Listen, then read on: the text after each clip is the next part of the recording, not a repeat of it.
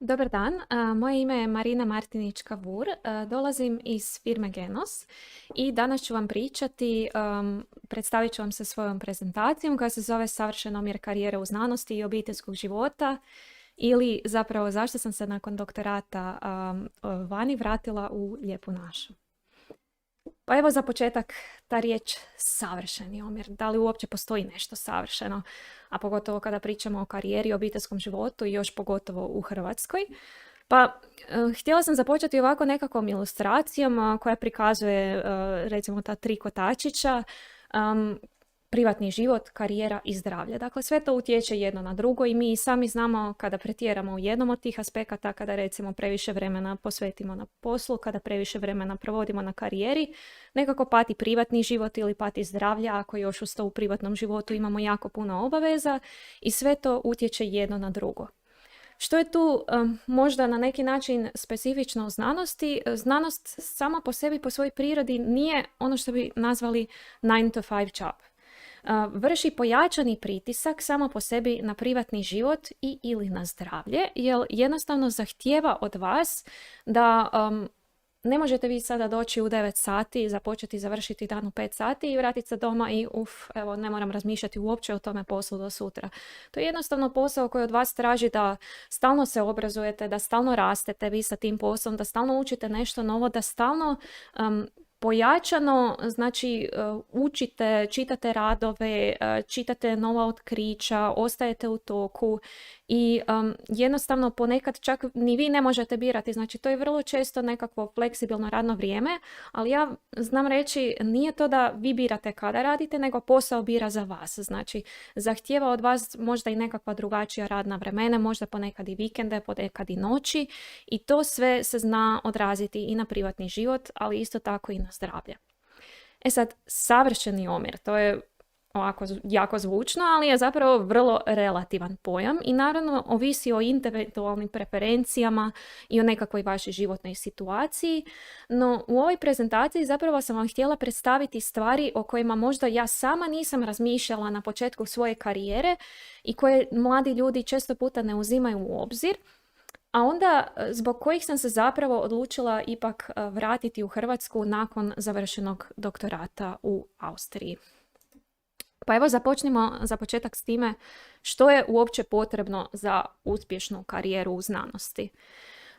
Ovdje sam uzela jedan citat iz rada How to Succeed in Science i kaže: dok vi niste već vrlo duboko zapravo u svojoj karijeri, u principu neće biti vremena u vašem životu za više od jedne značajne aktivnosti. Bila to obitelj, bio to nekakav aktivan socijalni život, prijatelji, hobi ili tako nešto. Osim toga, usprkos činjenici da znači znanost zahtijeva cijelo vrijeme nas tjera da ono što se zove out of the box thinking, znači da razmišljamo van nekakvih trenutno postavljenih granica. No istovremeno ta karijera nekakva u akademskoj znanosti je vrlo tradicionalna i ima nekakva rigorozna pravila napredovanja koja ne toleriraju velika odstupanja od norme. E sad, znači recimo u toj nekakvoj karijeri gdje neko prvo završava bachelor, pa master, PhD, onda ima postdoc, pa onda može nekakvu voditeljsku poziciju, to se vani zove junior PI, pa onda senior PI. Zašto je sve to značajno? Dakle, kada pričamo o tome zašto nema više žena na vodećim pozicijama u znanosti, u biti cijela ta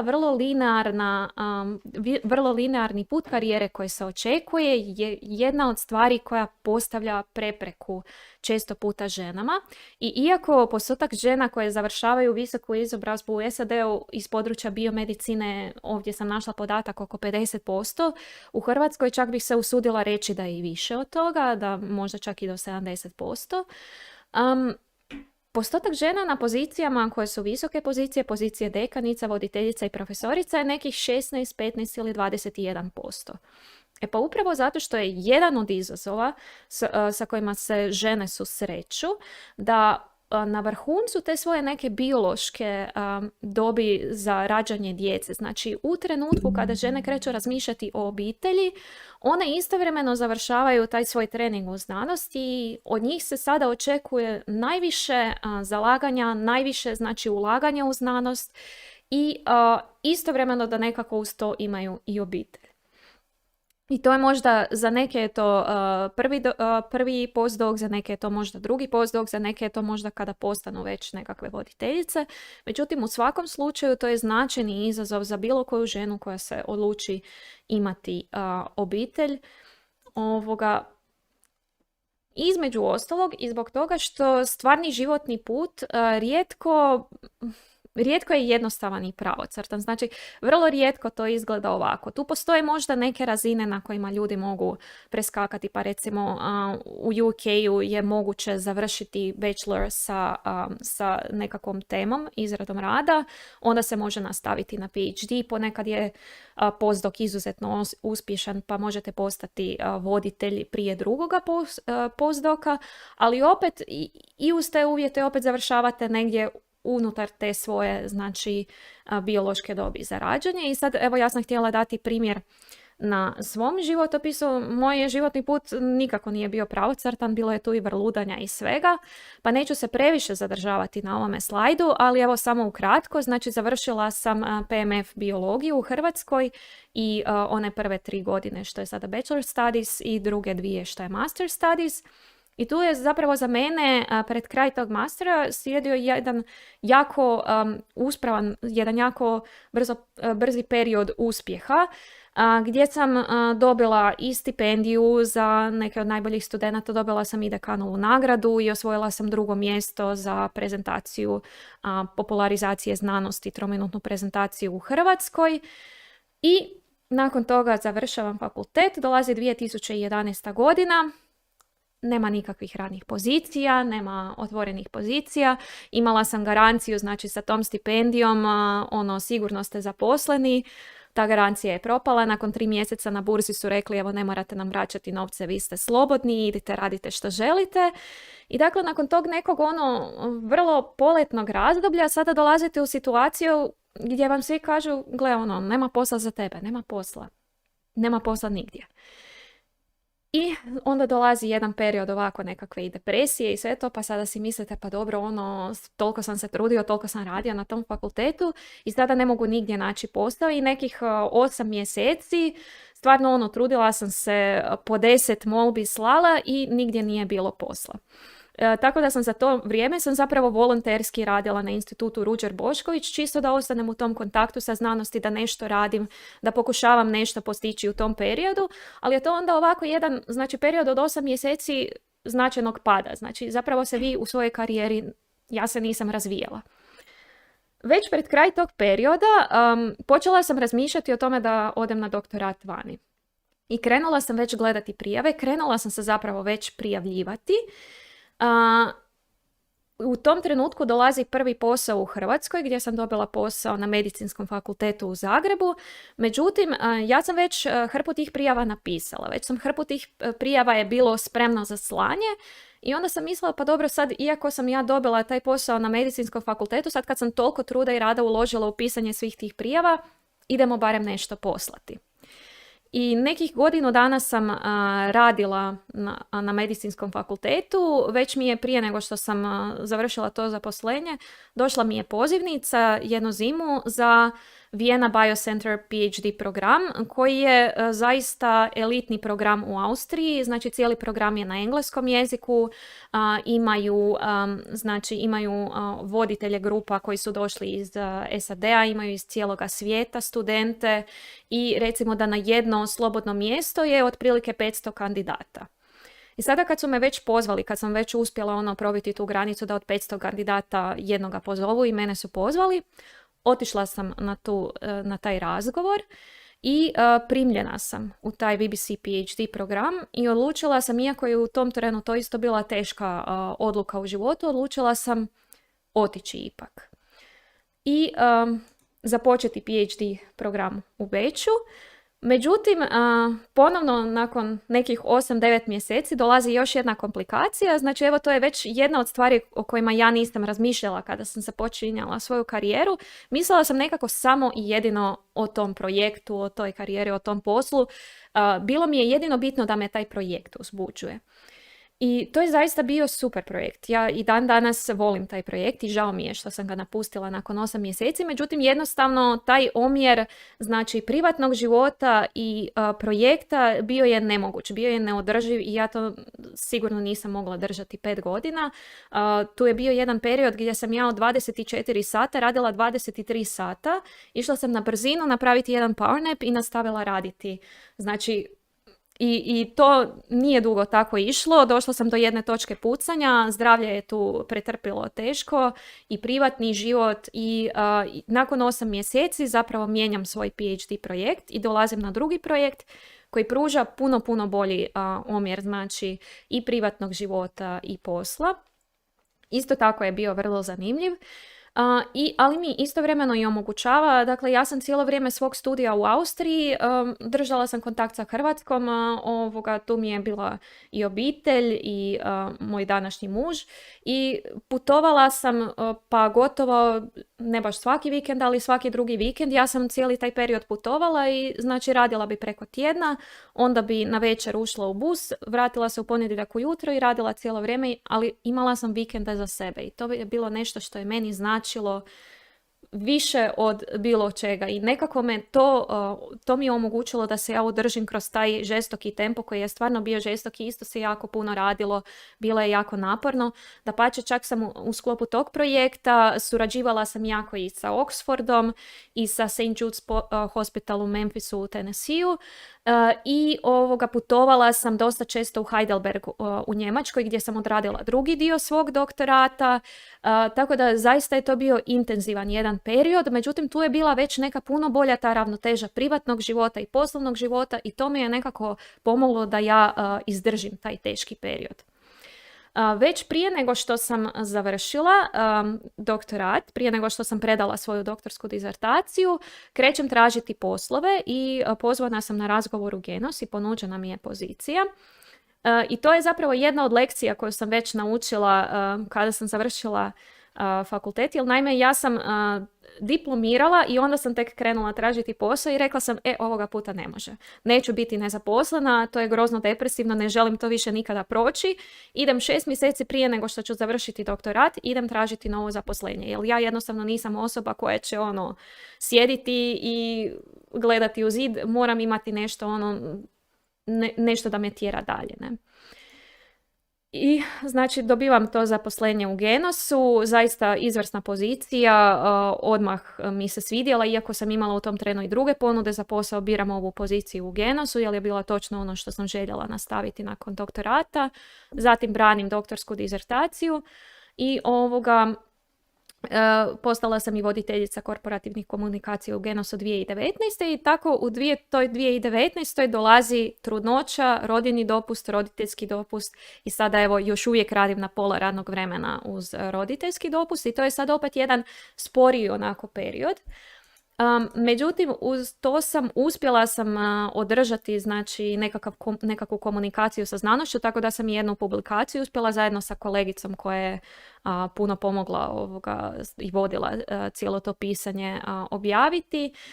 No ono što sam tu htjela istaknuti sa ovim publikacijama koje su nekako ovako najveće publikacije koje sam objavila, ono što vi radite u znanosti zapravo izađe van tek neko značajnije vrijeme nakon što ste vi započeli to raditi. Nekih 5 godina, ponekad i 6 godina, možda čak i 7 godina kasnije. Dakle, rezultati vašeg rada ne vide se odmah istog trena, već vi morate čekati godinama morate čekati da se to vidi.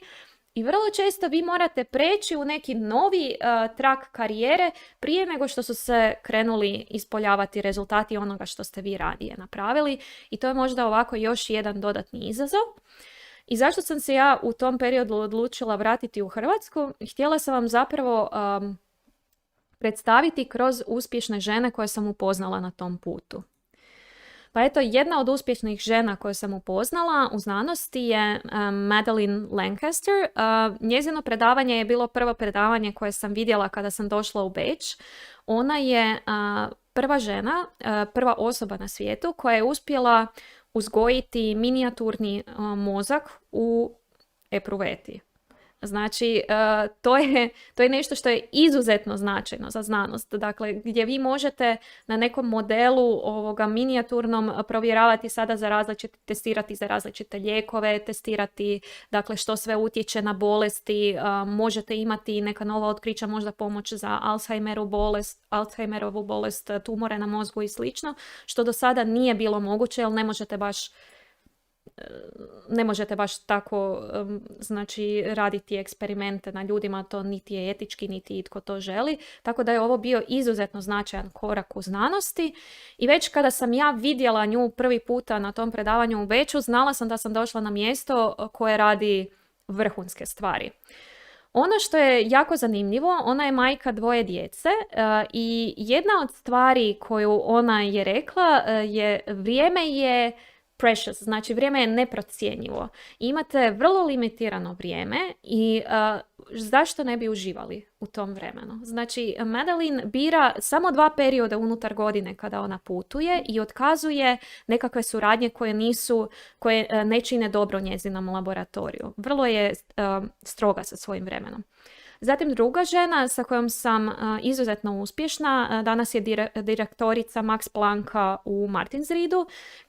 Kada sam ja surađivala s njom, radila je u St. Jude Children's Hospital u SAD-u.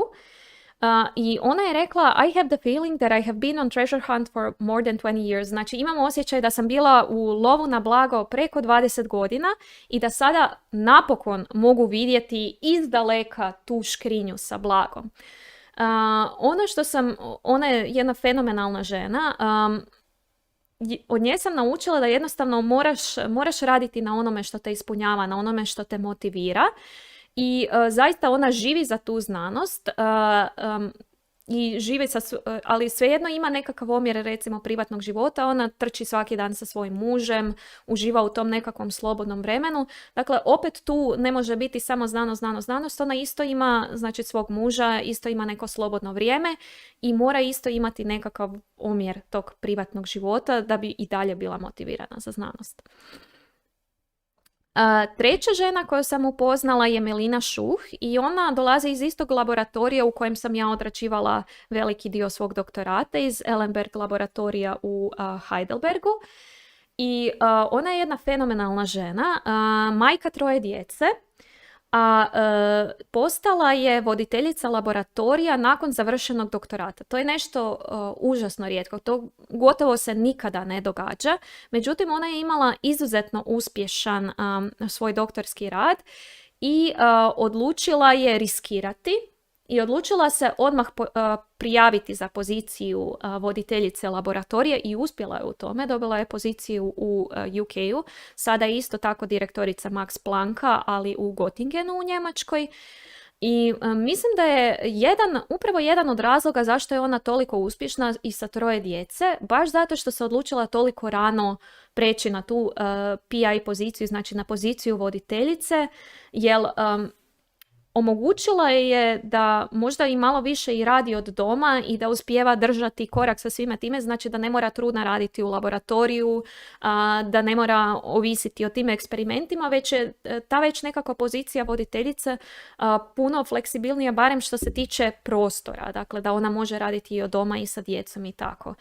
I evo nekako kroz te 3 žene koje su značajno utjecale na mene, naučila sam 3 stvari.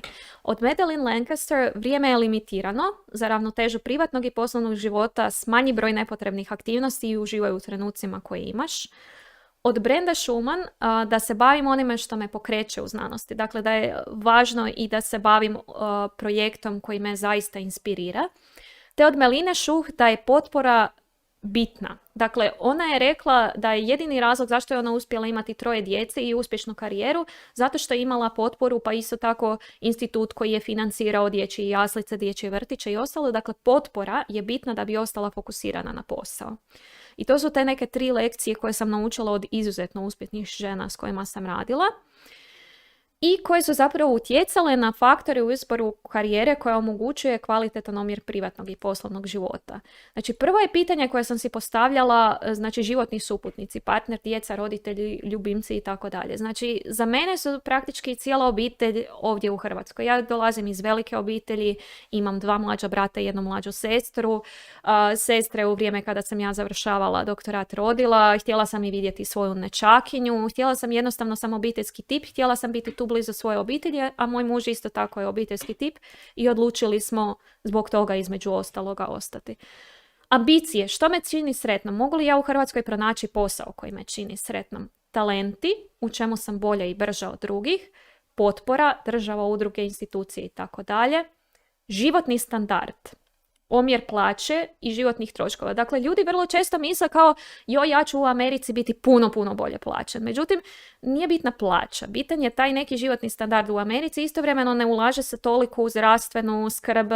Znači, puno više morate platiti sve te neke faktore tipa jaslice, vrtić, fakultete za svoju djecu. Tako da nije baš to tolika razlika kolika se čini kada samo gledate plaću. Zatim zdravlje. Koji životni put moje tijelo može izdržati? Koji će mi izbori učiniti dugoročno produktivnom članicom zajednice? I tu dolazimo do tih često podcijenjenih prednosti života u Hrvatskoj. Stavila sam prvo poticajne mjere stanovanja za mlade, jer mislim da mi smo onaj američki tip isto naroda, dakle volimo živjeti na svome, volimo imati svoju malu kućicu, slobodicu, gdje ćemo farbati zid kako želimo, gdje ćemo živjeti sa svojom djecom koju ćemo moći ostaviti u konačnici svojoj djeci. I ovo je nešto što je možda čak i specifično za Hrvatsku unutar Europske unije, da u Hrvatskoj puno veći broj mladih posjeduje svoje nekretnine i to je nešto što je i nama puno značilo, da ne moramo cijeli život najmiti i pogotovo sada u ovoj cijeloj konstelaciji korone i ostaloga. Izuzetno nam je drago da nismo nekakvi najmoprimcine koji ovise o volji najmodavca i o tome što će on sada odlučiti u ovim svim okolnostima. Zatim od 2013. Hrvatska je članica EU, što znači da istovremeno vi imate mogućnosti za različite projekte koji su financirani od strane Europske unije, pa nije više toliko velika razlika kakve vi plaće možete primati na nekakvim tim projektima, nije više toliko velika razlika kako se mogu projekti ovdje financirati. Sustav potpore, obitelji, prijatelji, meni su osobno svi ovdje. Obvezno zdravstveno osiguranje, nešto što u Americi nikako ne bi imali, a bilo je prilika i bilo je mogućnosti isto tako da karijeru nastavimo u Americi. 6 mjeseci rodiljnog i 4+4 mjeseca roditeljskog dopusta, to je nešto što mi sada izuzetno puno znači, pogotovo kada se kombinira s mogućnošću rada pola radnog vremena i mi omogućava da zadržim neki kontakt. Znači da ja cijelo vrijeme čitam, radim, pišem znanstvene radove, da sam uključena u posao, ali da istovremeno imam više vremena za svoje dijete i da više vremena mogu uložiti u svoje dijete i njegov razvoj. Na primjer, u Heidelbergu, kada sam bila, veliki broj žena tamo se vraćao na posao nakon 3 mjeseca. Oni imaju pogotovo specifičnu situaciju jer su malo drugačije financirani izvan tog sustava poreza i tamo žene nakon 3 mjeseca što im ima beba dolaze na posao. Ja evo kao majka zaista ne znam kako bih ja bila u stanju ostaviti svoju bebu sa 3 mjeseca. Ja mislim da bi ja više u glavi svoje bila sa tom bebom nego što bi bila na poslu. Tako da ovo je nešto što mi puno znači i pogotovo tih pola radnog vremena da ja mogu održati kontakt i karijera i privatni život. Dostupan i subvencionirani sustav brige za djecu, jaslice i vrtići i besplatno, pod navodnicima besplatno, naravno ništa nije besplatno, ali da mi ne moramo, kad sam putovala u Ameriku, upoznala sam jednu mladu ženu koja mi je u tom trenutku rekla da radi u jednoj školi državnoj i jednostavno njezini roditelji su morali birati između nje i brata. Koji od njih dvoje će ići na fakultet jer nisu mogli financirati i da ona i da njezin brat idu na fakultet.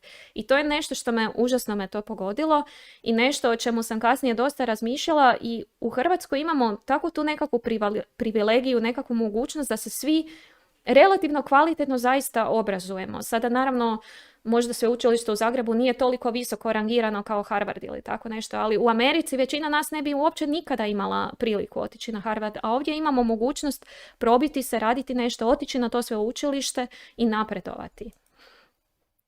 E sad, Bitno je, kao što sam rekla, i da radite ono što vas motivira. Znači, tražila sam u Hrvatskoj gdje ja mogu pronaći posao koji me motivira, gdje mogu naći neki cilj koji me motivira, i tu sam ja pronašla to u Genosu i u Glycanage, znači testu biološke dobi na kojem radimo.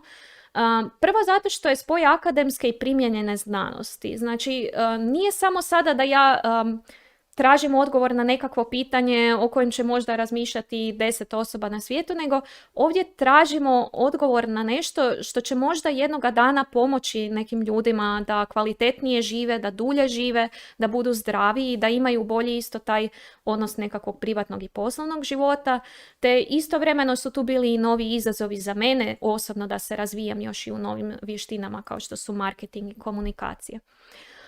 Ono što sam već spomenula, otkriće s potencijalom za primjenu i rješavanje postojećih problema na globalnoj razini. Na primjer, tu imamo još jedan test Diabrisk koji će možda kroz neko vrijeme isto tako biti dostupan, gdje bi se moglo već i do 10 godina ranije otkriti rizik za nastanak dijabetesa, pa potencijalno možda i spriječiti nastanak dijabetesa. I zatim taj Glycanage test na kojem radimo, koji je test biološke dobi, gdje vi možete utvrditi svoju biološku dob u odnosu na svoju kronološku dob, i cijeli zapravo sustav vrijednosti u sklopu tog Glycanage testa je nešto što je i moj sustav vrijednosti, da ostvarimo dugoročnu produktivnost i dugoročno zdravlje. Dakle, da mi već sada krenemo gledati kako taj život utječe na nas, da krenemo mijenjati male faktore u tom životu, a koji će dugoročno utjecati to da mi budemo dulje zdravi, da dulje možemo kvalitetno odraditi svoj posao i da budemo uspješniji i u tom privatnom i u poslovnom životu. I zatim poticajno okruženje, što je izuzetno bitno. U Genosu radi veliki broj mladih pametnih ljudi i ljudi koji su na višim pozicijama su izuzetno pružaju potporu i uvijek su tu dostupni za razmišljanja, promišljanja, nove ideje, i to je izuzetno jedna bitna stvar, te mogućnost napredovanja i samorazvoja koja je naravno bitna svakom mladom čovjeku. I sad se vraćam na ove 3 lekcije koje sam naučila od 3 žene u svom životu i evo, ja sam te 3 stvari koje sam naučila od ovih žena našla upravo u Hrvatskoj. Dakle, vrijeme je limitirano za ravnotežu privatnog i poslovnog života, uživaj u životu. Meni je Jadransko more, ja kad ne vidim Jadransko more, ja nisam ista osoba, i to sam našla tu u Hrvatskoj i mogu uživati sa svojim djetetom u tome. Bavi se onime što te pokreće u znanosti. Našla sam ovdje Genos, našla sam ovdje Glycanage, našla sam projekt, našla sam posao koji me motivira, i potpora je bitna da bi ostala fokusirana na posao. Našla sam ovdje i potporu obitelji i u konačnici čak i države za koju znamo da nije idealna situacija.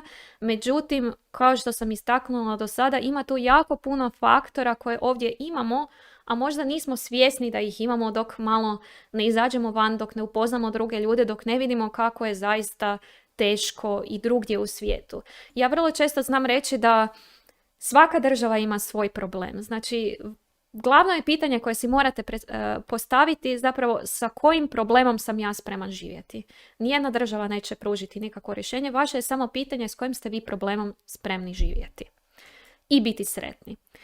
I moja je zaključna misao, ponekad je potrebno proputovati svijet da bismo pronašli sreću na mjestu s kojim ga smo krenuli, i evo, ja sam našla to u Hrvatskoj. Pa evo, sada ako imate nekakvih pitanja, otvorena sam za pitanja, postavljajte pitanja.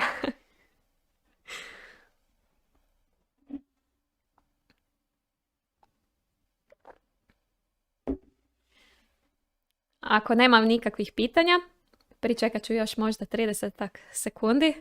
Pa ako nema nikakvih pitanja, onda bi se htjela svima zahvaliti što ste se spojili iz svojih domova, što smo evo uspjeli ipak porazgovarati o ovoj temi, pa makar ovako na distancu, s obzirom na to da trenutno nije moguće u drugim uvjetima, ali nadam se možda kroz koju godinu i na neki drugi način. Pa eto, hvala svima još jednom i doviđenja.